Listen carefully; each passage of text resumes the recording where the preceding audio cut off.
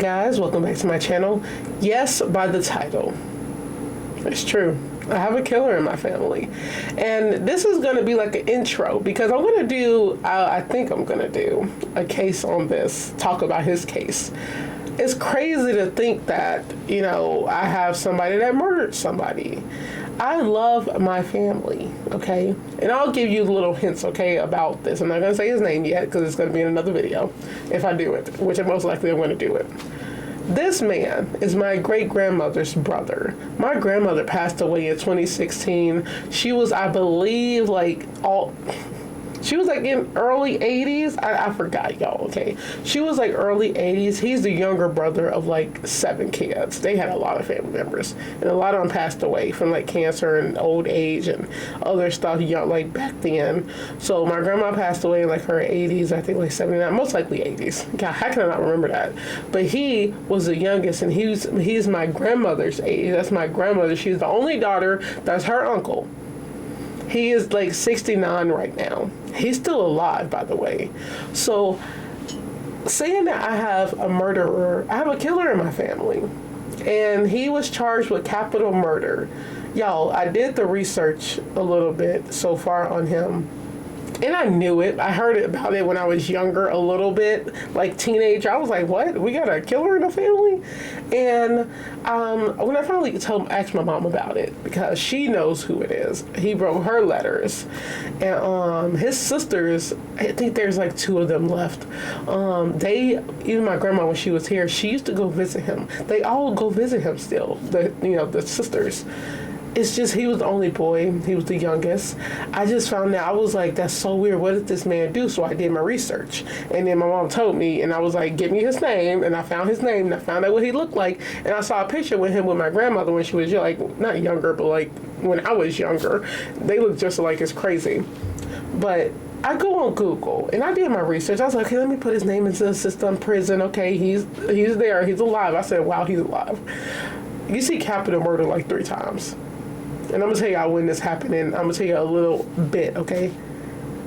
You see 50 years, 50 years, 50 years, like 30 years. This man ain't never getting out. I have somebody in, like, my life that's, like, in there for, like, 100 years. It's insane. Now, we always joked about somebody killing somebody in the family. Not joking like that. I was like, do we got like a killer in the family? You joke about that stuff, but you don't want that to be real life. So when I found out that was real, like back then, when I found out it was real, I was like, oh my God, that's so crazy. I said, do he ever talk about this? And he do. I'm like, yeah, you won't get a phone call from me or a letter. I don't talk to killers. Like, sorry, if this wasn't self-defense, you won't get a phone call from me. Like, and it's crazy because this happened in, I believe, the 70s or 60s. 60s or 70s is when I believe it happened. Because he was like 19, y'all. He was young when it happened. Been in there his whole life. Making bad decisions and then you get caught. But it's not even that. He's on a murder charge. And the only hint I'm going to give you guys, think about the time period this was. He murdered a white woman. Back then, oh yeah, it was over. They didn't think none of it.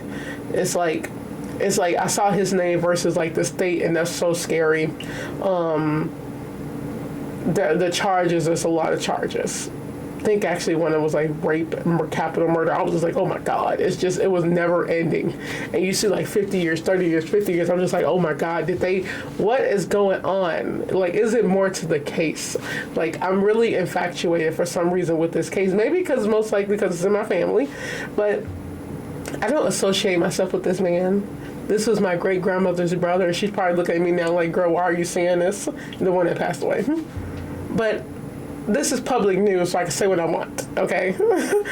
It's so weird. You'd be like, how can somebody just take a life like that? And I don't want to hear people saying, back then, bad decisions. No. You can easily not be in a bad decision. I think he rolled with the wrong people, but it's a lot to this story. The crime was I think it was also a robbery. It was a lot with that one crime. But he did murder a white woman, or he was charged with murdering a white woman. And think about it, this was back then, so they don't even reopen cases no more like that. Especially when you see a black man killing a white woman in like the 70s or something, they're not going to reopen that case. Even if it is more to the story, or evidence might be different. Think about it, back then DNA, and now it's more to the story always. But yes, I have a killer in my family, guys, and that's not a coincidence of me doing true crime. I didn't never think about talking about like true crime on YouTube, even when I found out he was a killer. I was just like, oh wow, I don't want to talk to him. That's all I said. I was like, oh wow. But then I started doing my research, and I was like, look what he's charged with. I was like, oh my God. I said, what did he do? Capital murder. That's a heavy charge. That's a crazy charge. Like, you're charged with capital murder, you're not getting out. He was actually, I'm surprised he wasn't on death row. I think it's because he pled guilty, most likely. That's why. But yeah, I have a killer in my family. It's really scary to say that out loud, and a lot of people do. It's like a lot of us have killers in our family in this world. Look at the people, like, it's people taking lives like nothing. All these people got families. So yes, I'm here to admit that I do have a killer, not a serial killer that I know of. You know, people be crazy nowadays. I don't know what's going on in my family, but I do have a killer in my family, and I do know his name, and I heard what he did. I saw his charges. He's never getting out of prison. Like, he stayed positive. I do know that. I read one of the letters, like, he wrote, he's very positive, and I'm like, yeah, he should be. It's like, you've been in jail for like 50 years. Oh my God, like 40 years. That's crazy. That's crazy to me. Your life is like, you just see black every day, just darkness. You never getting out, never eating good food again. People really take life for granted, man, because you never know how quick it can be taken away from you. But then they took life, so I don't really care.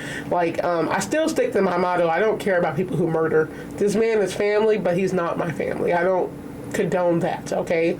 I cannot. You took a life very gruesomely. I don't care if he was a teenager. It's like, you took life very gruesomely. I believe he was 19, but he was a teen up in there, y'all. It's just, back then, they didn't care. This is black versus white. Seriously. And it was a young girl too. Not like that. I think she was like a teenager though. I think she was younger than him. Oh, so yeah. Let me know if y'all want to hear that case. I'm most likely going to do it anyway, but I'm going to prep for that case, okay? Because that's a serious case in his family. Blood by blood. Like I said, I don't condone this. So yeah, I have a killer in my family. And he is my great-grandmother's younger brother, charged with capital murder. It's crazy. Them charges really add up, man. He's never getting out. I'm not sad about it. It's like he's a murderer. I'm not sad about it. It's just crazy to know that you have somebody that murdered somebody in a family. It shouldn't be like that. So yeah, on that note, I hope you guys enjoyed this video. Stay safe. Stay aware.